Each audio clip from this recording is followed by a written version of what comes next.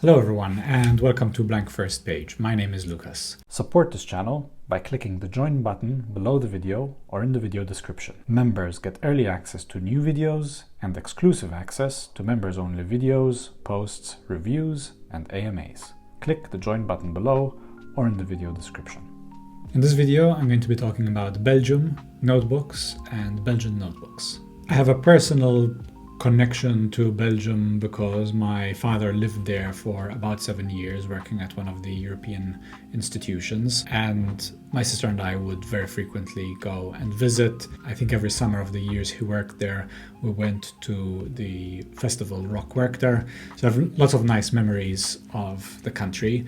Around the time I started going to Belgium, my interest and my love for stationery was in its beginning phases. And so on one of those visits to Belgium, my dad gave both me and my sister one of these notebooks. The brand is Aurora, and it was the standard issue kind of stationery cupboard notebook that they had in their office. And I remember being impressed because in my mind an office issued piece of stationery is typically some cheap crap that just can be restocked easily.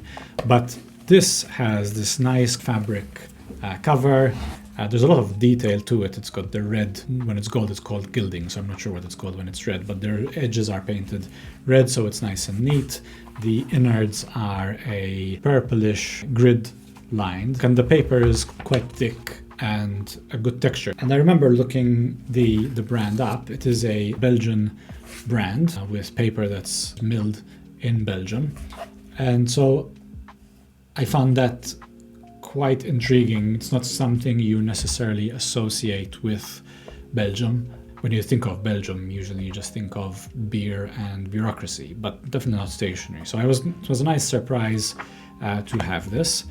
And on that same trip, then inspired by the existence of this notebook, I went out into some of the stationery stores around Brussels to look for more stationery. And in looking for the stationery stores, I was surprised at how many stationery stores there actually were. And they had a large supply of interesting stationery that I had not heard about by then. Now, this is early on in my stationery adventure, so my knowledge was pretty much limited to Moleskine and the Leuchtturm. So anything beyond that was quite interesting and intriguing to find.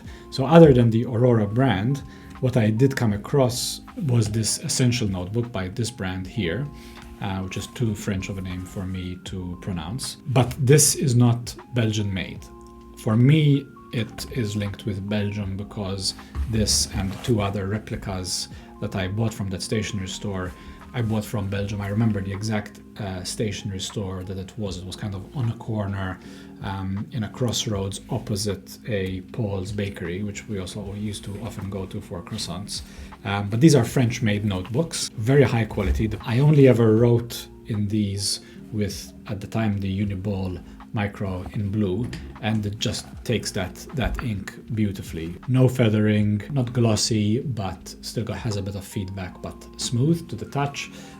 So this Aurora was the first Belgian notebook and the true Belgian notebook.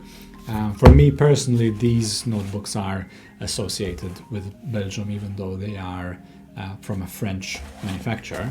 I did use two of these as my investing learning notebooks. This green one was my very first one.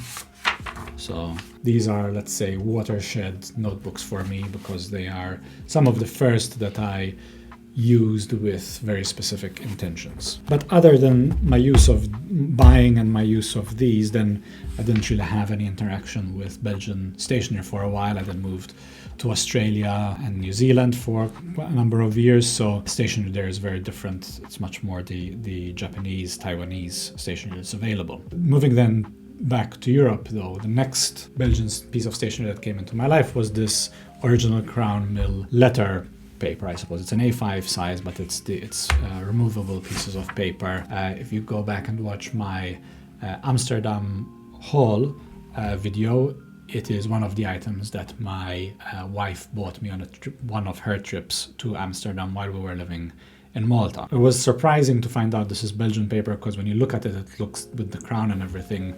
I just thought maybe it's British made. But I looked them up. This particular brand is owned by a company called Pelletier that have actually been around since the 1800s, the late 1800s. It is very smooth.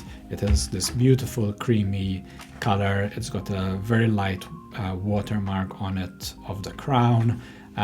It is letter writing paper, and I don't often have occasion to write letters, so I haven't used this much, but when I do, I really enjoy it. And then more recently, when I did actually want to write a couple of letters, I wanted it to be though on A4 size because I wanted them to fit into this kind of envelope, which is also, you can get the matching envelopes to each of these papers.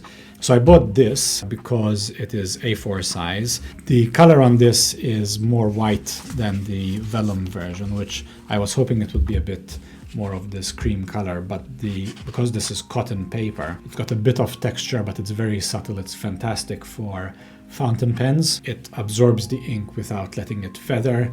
When you fold it in threes, it gets this real weight to it, and in an envelope it feels like you've written something important, and certainly the experience of writing a letter on really high quality paper is something worth chasing, I would say. So this is now my letter writing paper from Belgium. I just have to find more reasons to write letters. So then the last Belgian brand that's come into my life very recently, and again through a gift like the original Crown Mill did. This brand is Automa, been around since 1948, and they've got this very particular design to how their notebooks are bound. So they are ring-bound notebooks, but these rings are individual rings that turn independently. They're not connected to each other as the rings in other ring-bound notebooks would be. What that means, first of all, from a feature perspective, is they're very flexible in this way because there isn't any metal or anything holding the rings together. So it makes for quite a flexible notebook. It has all the functionality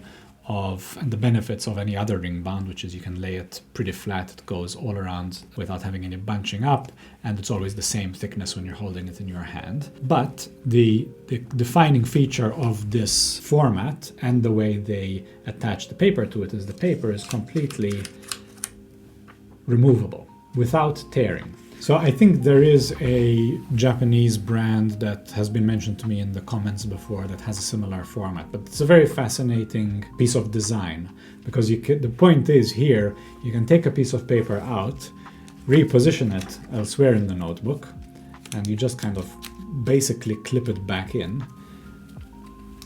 And because of the design of the rings, where they have this little ridge in them, the paper is actually quite secure. It comes in a bunch of different paper layout. The cover is hardy. It comes in this black and this gray. It also comes in that kind of the craft, and also in multicolored plastic covering as well.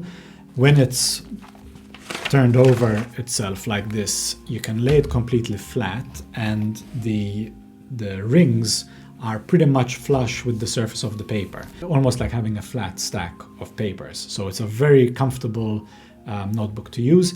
And if you're a lefty, because these rings are available in plastic and metal, particularly the plastic ones, it's not going to irritate your hand as you write from left to right like another metal ring-bound notebook would. So this Belgian stationery journey has kind of culminated into what's become one of my all-time top larger format notebooks. I think you can get them on Amazon. You can definitely get them quite readily in Europe online. You can buy them directly from Automa themselves. I don't know availability elsewhere in the world, but if you are looking for a high quality, reliable, relatively cheap notebook, especially if you are a person who needs to take pages out or you want to be able to reorganize pages in your notebook, there is absolutely nothing better than this. So if you're looking for a venture into a bit of a weird corner of the stationery world, I think Belgium is a really good place to go looking for that. Thanks very much for watching, and I'll see you in the next one.